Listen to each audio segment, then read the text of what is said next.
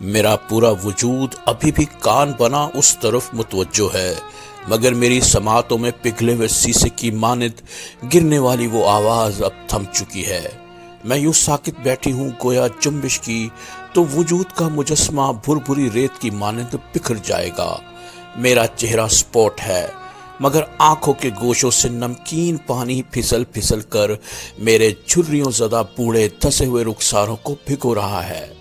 شاید راہ حیات میں وہ مقام آ گیا ہے، وہی مقام جو موت سے پہلے موت کا مزہ چکھا دیتا ہے، وہی مقام جو دل میں دھڑکنوں کی صورت دوڑتے بھاگتے احساسات کو فنا کر دیتا ہے، احساسات جو محبت اور نفرت کی اساس ہوتے ہیں، جذبوں کو ناپنے کا پیمانہ ہوتے ہیں۔ اگر احساسات ختم ہو جائیں تو نہ نفرت رہتی ہے، نہ محبت، اور نہ ہی زندگی۔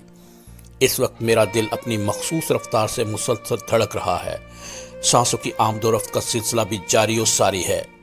حصے شامہ، حصے بصارت، حصے سماعت اور اعصابی نظام سب کچھ جو کا تو ہے، یعنی جسمانی طور پر میں زندہ ہوں اور بالکل تندرست ہوں، مگر میری آنکھیں دھندلائی ہوئی ہیں۔ اب سے فقط چند لمحوں قبل میرا دل کتنے خوبصورت، نرم و نازک، خوشگوار احساسات سے لبریز تھا۔ میرا ننھا سا وجود رشتوں سے جڑی محبتوں کے مان سے مضبوط اور توانا تھا۔ میری بوڑھی کمزور آنکھوں میں زندگی کی قندیلیں روشن تھیں۔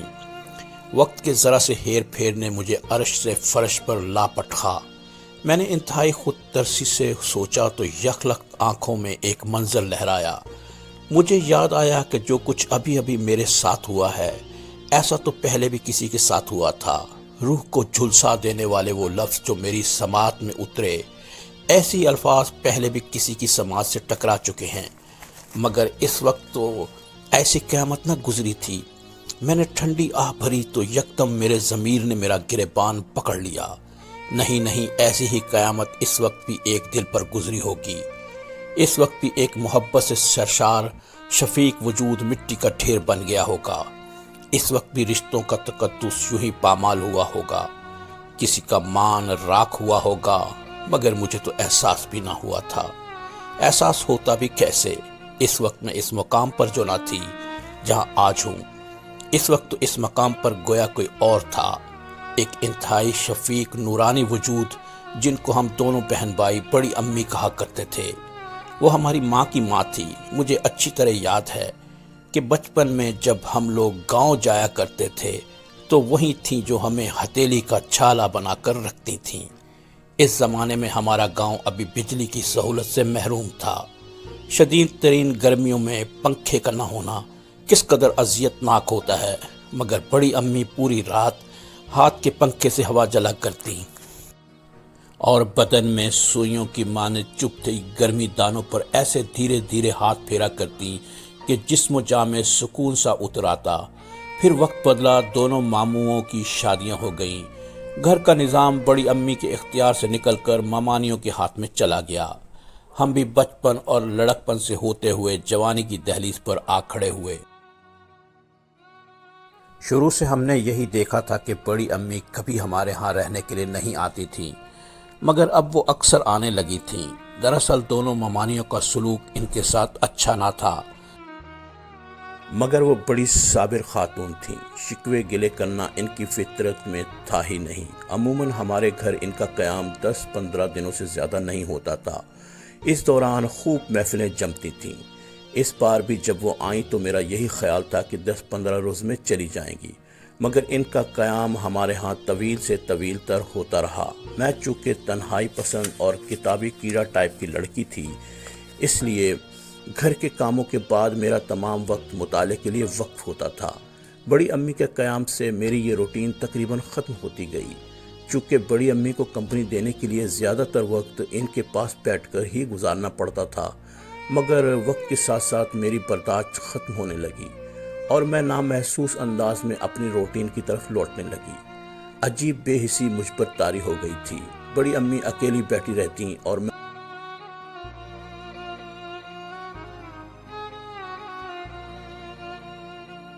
دوسرے کمرے میں بڑے مزے سے کبھی تو ڈائجسٹ پڑھنے میں مشغول رہتی، کبھی کوئی ناول میرے ہاتھ میں ہوتا۔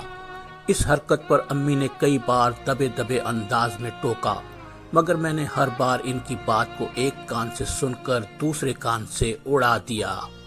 اس دن بھی بڑی امی کمرے میں اکیلی بیٹھی تھیں، جبکہ میں لاؤنج میں کاؤچ پر نیم دراز بانو قدسیہ کا راجہ گدھ ناول پڑھنے میں محو تھی۔ امی کچن میں رات کے کھانے کی تیاری کر رہی تھیں۔ کچھ دیر میں وہ کچن سے نکلی تو مجھے لاؤنج میں دیکھ کر انہیں خاصا تاؤ آ گیا۔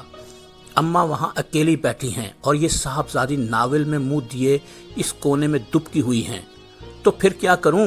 ہر وقت ان کے پاس بیٹھی ان کی بورنگ باتیں سنتی رہوں؟ اتنے دن ہو گئے ہیں، آخر وہ کب جائیں گی؟ وہ نہ جانے کیسے بہت بے ساختہ یہ جملے بلند آواز میں میری زبان سے یوں نکلے کہ امی تو امی، میں خود فک ہو گئی، اور میں نے بڑی دلگیر کاش کے ساتھ سوچا کہ بڑی امی کی سماعت تک یہ جملے نہ پہنچے ہوں، لیکن ایسا ہونا ممکن نہیں تھا کیونکہ بڑی امی فقط ایک دیوار کے اس پار بیٹھی تھیں۔ امی نے مجھے کھا جانے والی نظروں سے دیکھا اور واپس کچن میں چلی گئیں، جبکہ میرا دل جو چند لمحے قبل تک سیمی شاہ کے غم پر نوحہ کنا تھا، اب اس اذیت میں مبتلا تھا کہ میرے یہ زہریلے جملے سن کر میری بڑی امی، جن سے میں بلا مبالغہ بے حد پیار کرتی ہوں، ان کے دل پر کیا بیت رہی ہوگی۔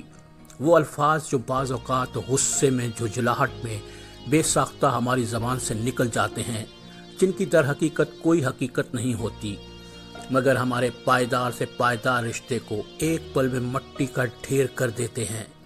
رشتوں کا مان اور اپنائیت کا بھرم، سب کچھ بھسم ہو جاتا ہے۔ دلوں کے درمیان نہ ختم ہونے والے فاصلے پیدا ہو جاتے ہیں۔ کتنا خطرناک ہے یہ چھوٹا سا گوشت کا ٹکڑا جسے زبان کہا جاتا ہے۔ یہ زبان جہاں انسان کو دیگر مخلوقات سے افضل بناتی ہے، وہیں دوسری جانب ان لوگوں کا دل دکھانے کا سبب بھی بنتی ہے جو دل کے دھڑکنے کا سبب ہوتے ہیں۔ ہائے زبان، ہائے انسان۔ اگلے دن ہم سب دوپہر کا کھانا کھا رہے تھے جب بڑی امی کے الفاظ میری سماعت پر بجلی بن کر گرے۔ نیوالا منہ تک لے جانا میرا ہاتھ تھم گیا۔ وہ کہہ رہی تھیں، فضیلہ بیٹا، حنیف کو فون کر دو، 1-2 دن میں آ کر مجھے لے جائے۔ ان کا انداز دل چیر دینے والا تھا۔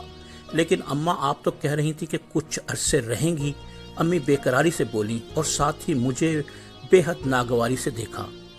میں چور سی بنی ہوئی تھی، میں ان کی نظروں کا مفہوم سمجھ سکتی تھی۔ بڑی امی غالباً نہیں، یقیناً وہ زہریلی گفتگو سن چکی تھیں۔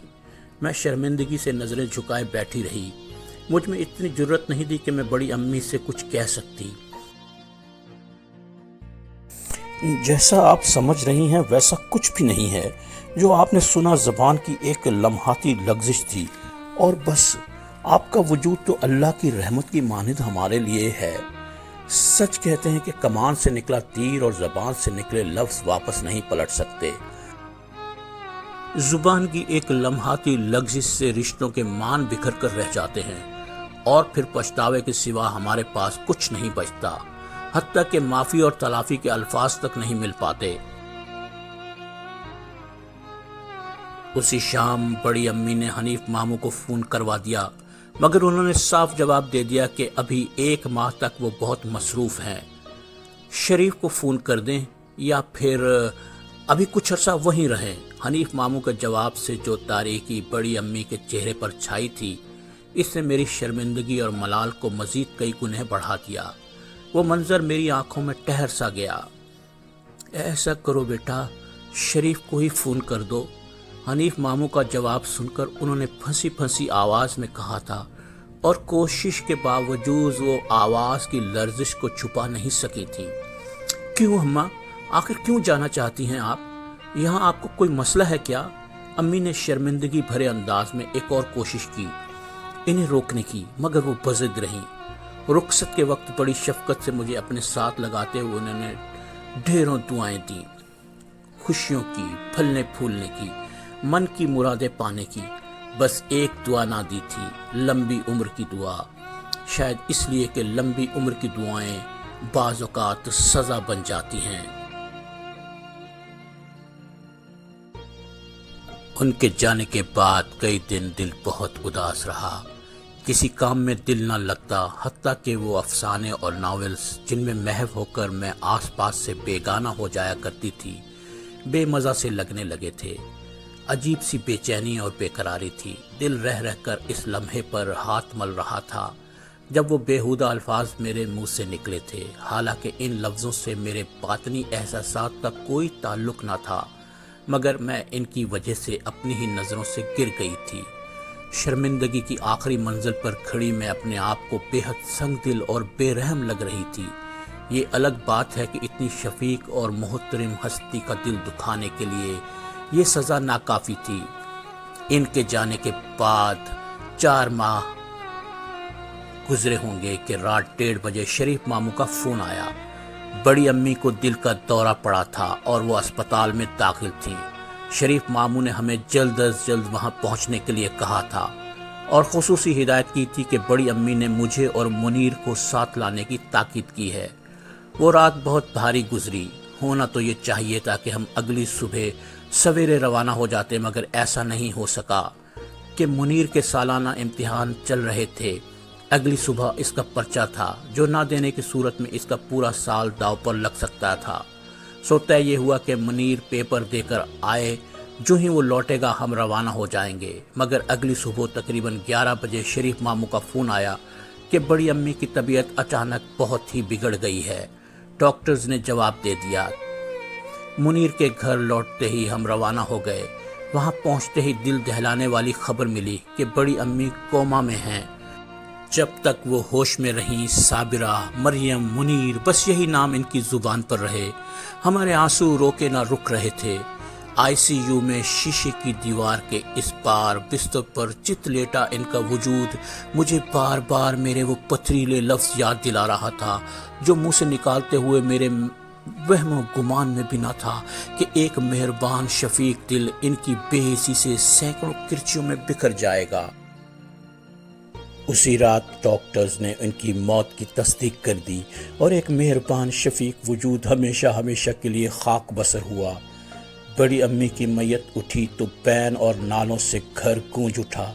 میں بھی جل تھل آنکھیں لیے اس دلگیر منظر کا حصہ تھی۔ یکلخت میری نظر منیر پر پڑی جو ایک دیوار سے ٹیک لگائے بے آواز رو رہا تھا۔ میں اس کے پاس گئی اور اسے اپنے لاڈلے بھائی کو خود سے لگایا جو مجھ سے 3 سال چھوٹا تھا۔ میرے کندھے کا سہارا ملتے ہی پھوٹ پھوٹ کر رو پڑا تو میں اس کی پیٹھ سہلاتے ہوئے اسے خاموشی کی زبان میں دلاسا دینے لگی۔ زبان سے کچھ کہنے کی ہمت مجھ میں ابھی نہیں تھی۔ آپ ہی ہم سے کتنی بڑی غلطی ہو گئی نا۔ کاش ہچکیوں نے اس کا جملہ پورا نہ ہونے دیا۔ لمحہ بھر کو وہ ٹھہرا اور پھر بولا، میری وجہ سے، صرف میری وجہ سے کوئی بھی ان سے نہ مل سکا۔ سب یہی کہہ رہے ہیں کہ وہ بار بار ہمیں یاد کر رہی تھیں۔ سسکیوں کے درمیان وہ اپنا احساس جرم بیان کر رہا تھا۔ اس کا لہجہ پچھتاووں میں ڈوبا ہوا تھا۔ میرے پاس کہنے کے لیے کچھ نہیں تھا، سو اس کی پیٹھ سہلاتی رہی۔ دادو دادو، اچانک میرا شانہ ہلایا گیا تو میں یکدم ماضی کے بھنور سے نکل آئی۔ میرے سامنے میری 14 سالہ پوتی رمشا دودھ کا گلاس ہاتھ میں لیے کھڑی تھی۔ دادو آپ رو رہی ہیں؟ دودھ کا گلاس بیڈ سائڈ ٹیبل پر رکھتے ہوئے وہ بے قراری سے میری طرف بڑھی تو مجھے احساس ہوا کہ میرا چہرہ بھیگا ہوا ہے، مگر میں چپ رہی۔ دادو آپ نے میری اور ماما کی باتیں سن لی ہیں نا؟ وہ شرمسار مگر پر اعتماد انداز میں بولی، البتہ اس کی نظریں جھکی ہوئی تھیں۔ اس نے وہ کام کر دیا جو آج سے 40 برس قبل میں بھی کرنا چاہتی تھی، مگر میں نہیں کر سکی تھی۔